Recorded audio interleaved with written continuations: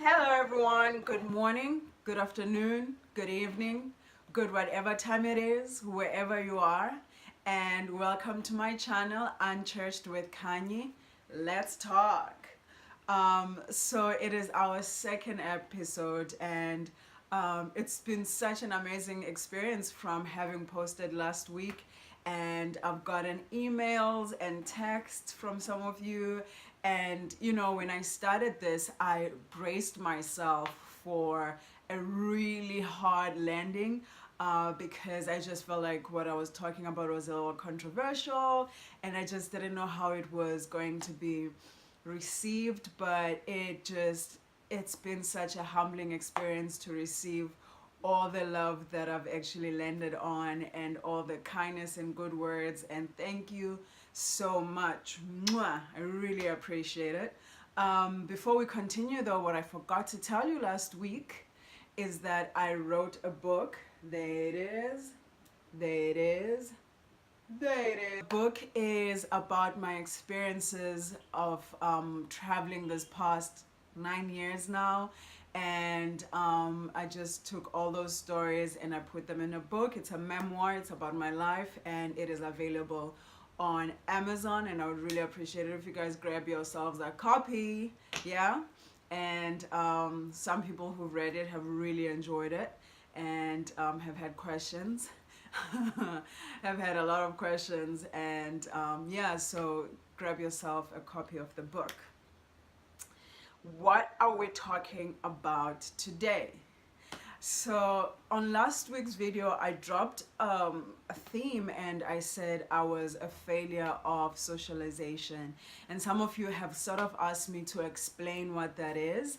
And some of you have asked me to talk a little bit more about mental health. So what I've decided to do with this video is we will take the failure of socialization topic, and we're going to table it for today, and we will just continue on our topic about mental health, because I feel like it's important, and it is a continuation of where we ended last week. So here we go. I'm going to start today by telling you a very personal story. Like I said, I love stories, and I think stories are powerful. So this is how the story goes. Here's the story. So the day that my grandfather died was not just a normal Saturday in South Africa. It was actually one of the biggest days in South African history. You see, this was the day that Black South Africa was finally going to get its right to vote, or actually it had gotten already, but it was finally going to exercise that right. And my grandfather was beyond himself with excitement. He was 77 years old, and I was 9 years old, and we were the bestest of friends. For me, my grandfather was the epitome of manhood. He was strict but flexible. He was kind but strong. He was masculine but undeniably feminine as well. He was a house husband. I would run home after school just so I can go and hang out with him. And our time together was just, it was fantastic. He was to this day the bestest of men in my eyes. So what had happened this day though, this not so normal Saturday, this biggest day in South African history Saturday, my grandfather had spent about 2 weeks practicing what he was going to do when he was going to vote for the ANC. Finally, my aunts would come to our house every day, and they would just teach him. They'd be like, Dad, you need to look for the black, yellow, and green flag, and look at Nelson Mandela's face, and this is how you draw an X. My grandfather couldn't read or write, but he was a priest, and he could read the Bible. It was just, I couldn't get it. And he was just a genuinely smart guy, I think. I know that he was really smart. Anyway, so he woke up this day. He woke up at 4 a.m. 4 a.m. He wanted to be one of the first people on the polls, and he wore his best preacher suit. He shined his shoe, he wore his tie, had a clean handkerchief on his inside his jacket. I know that handkerchief was clean because get this, when I was young, every single Saturday, my job before church, we went to a sort of like a Seventh Day Adventist type church. My job was to wash all his handkerchiefs for the week. When I think about that, oh, I just think about how disgusting that was. It was, but at the time, I was like, I'm gonna do it because he told me to, and that was my job. And so he wore his handkerchief and he looked so good. My grandfather was also he was tall and handsome. And this day he went and he came back. I remember him asking for tea, and while the tea was being prepared, he went to his garden, and that's where he dropped to the ground, and that's where he died. Now I was only 9 years old, and I remember the commotion. I remember people crying. I remember my uncles just wailing over his dead body. I remember him laying there, just forming the sign of the cross on the ground. But I didn't cry. I felt numb. I felt like my brain couldn't really conceptualize what was happening. And now let's fast forward to when I am 15 years old and I live in Queenstown with my mom. And it is April 23rd that year. And now April 23rd is a public holiday in South Africa. And my mom is doing the laundry. I think I was cleaning the house. And all of a sudden, just a huge sense of grief just washes over me. And I start crying uncontrollably. And I go to my mom and I said, "This is the day Utatomkhulu died." And she looks at me and she gets so angry and she says, "Don't do that. Don't cry like that. Your grandfather wouldn't like that. God definitely does not like that." And I was so scared. And because A, I didn't want to disappoint my grandfather. B, I didn't want to disappoint God, of course. And so I took all those feelings and I just bottled them inside, and I pretended like that feeling never came, and I went to play with my friend at her house. Now, what did I learn that day? What did my mother teach me that day? She taught me that feelings of sadness and pain are not to be expressed. I learned that everything that I felt, I needed to, if it wasn't happy and smiley and excited, I would have to keep it inside my chest and grow with it and hide from it. And I've done that, and I did it for such a long time until, like I said in the past video, that I've done the work, and now I understand that there are no feelings that are bad, and everything that I'm experiencing I have to experience. And so yeah, that was my journey with separating feelings, and saying, this one is good, I get to show it, this one is bad, I get to hide it. And also I remember there was a time where I opened up about sexual abuse that happened to me when I was younger to a church friend, someone that I trusted, and he went and told someone who then went and told someone else, and then it became this big thing.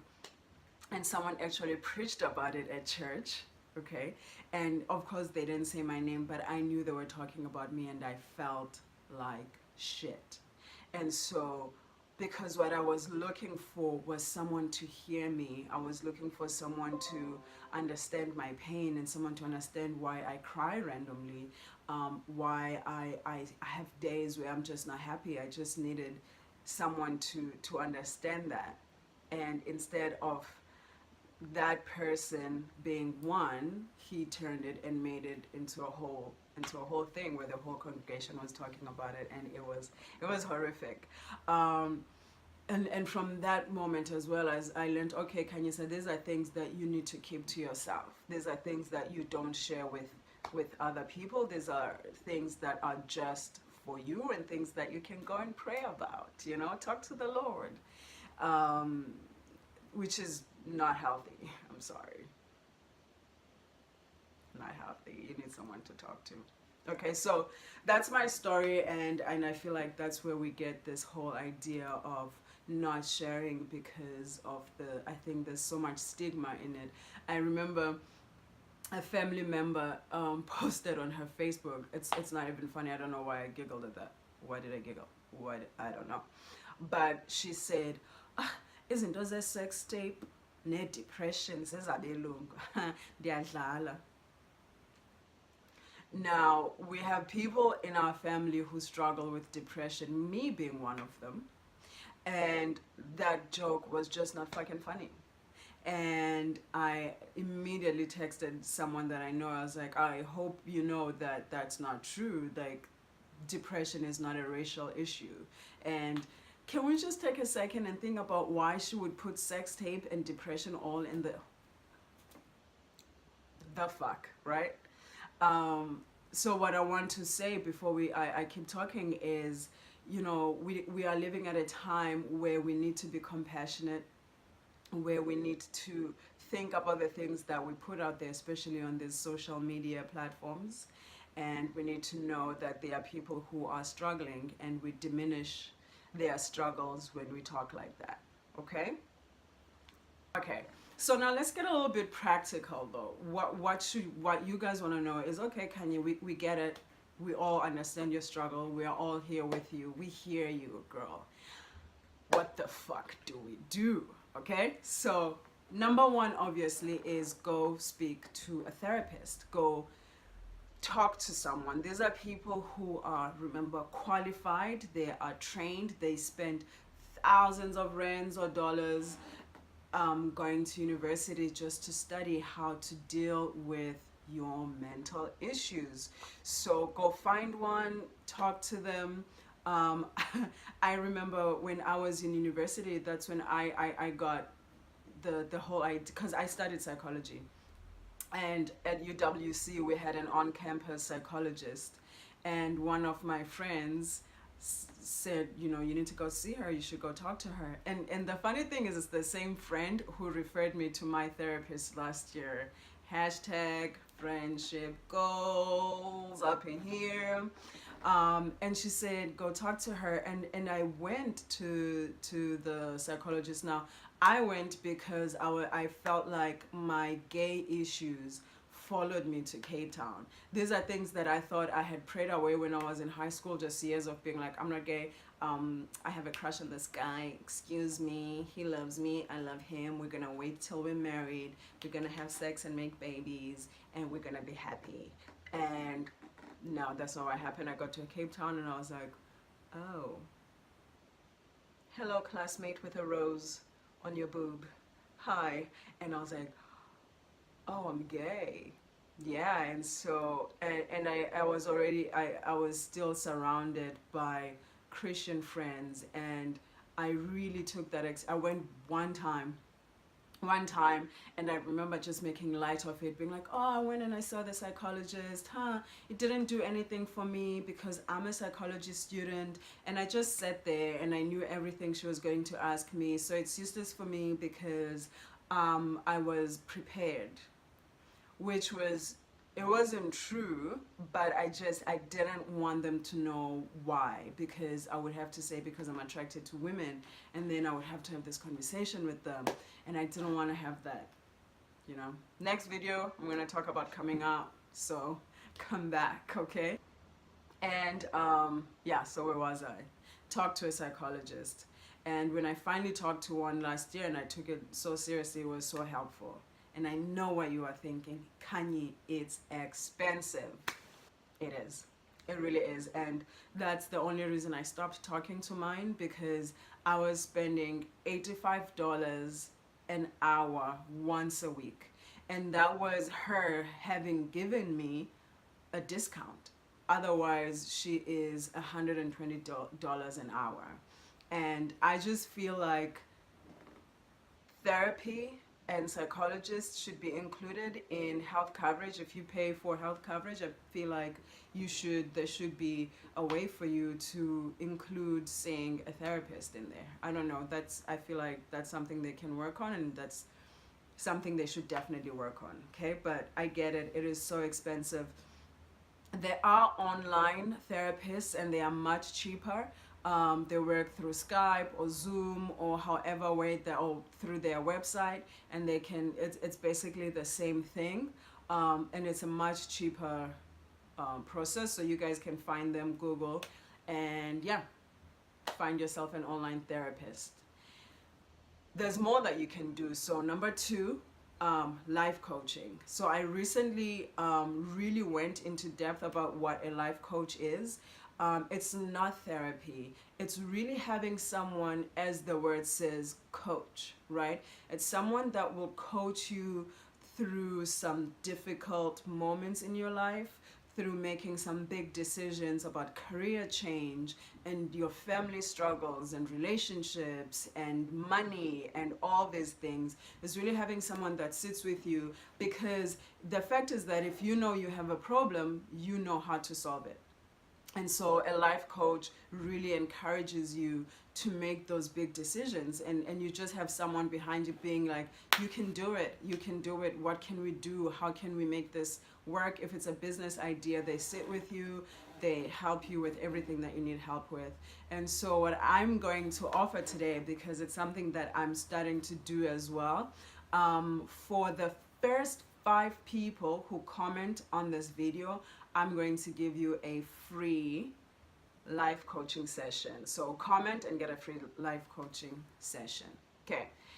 Third thing that I think that I do personally. So these are things that I think work because I've tried them. I think meditation, journaling, and practicing gratitude. I'm going to put those at the same in the same box, mainly because I think they all work hand in hand. When I meditate, I sit and I center myself and I connect with myself. I connect my mind with my body, and it's really, really helpful for me, and I think it's going to be helpful for you guys as well. People have this idea that meditation is just sitting there and trying not to think. It's not. It's sitting there and really centering yourself and focusing on your breath and allowing your mind to go crazy, but just come back to your breath.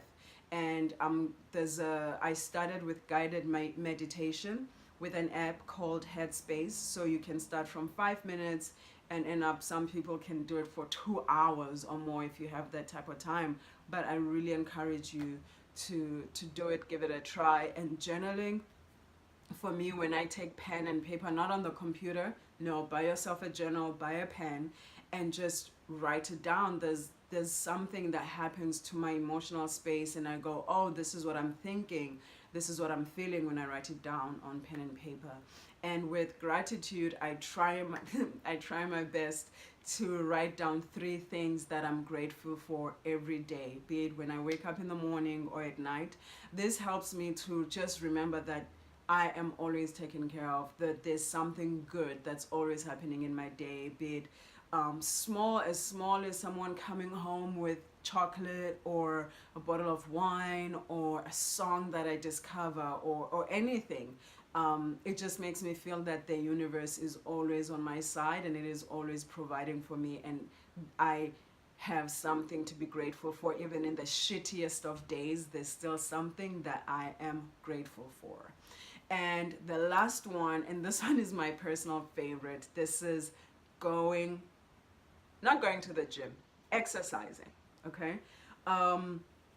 When you work out, you feel good, guys. You just feel so good. Your endorphins are pumping, your mind is clear, you feel amazing. Obviously there's the physical benefit to it, which is losing weight, building muscle, whatever. But when you work out, the feeling that you get, there's such a relationship between your physical body and your mental state. And I work out, I think I do about 3 to 4 days a week. I tried my best to, and it's amazing. When I don't feel good, I go to the gym, and it works for me. And so do it. Like, you don't have to go to the gym. The excuse that going to the gym is expensive is exactly that, an excuse. So you can just move the furniture and go on YouTube, find a workout video, work out. Or you can walk a little faster. Or instead of driving to the store that's around the corner from your house, you can walk there. There's so much that you can do to get your body going. And I'm going to leave you with this as well. I heard the other week that you are the combination of the 5 people that you hang out with the most. The 5, that's you.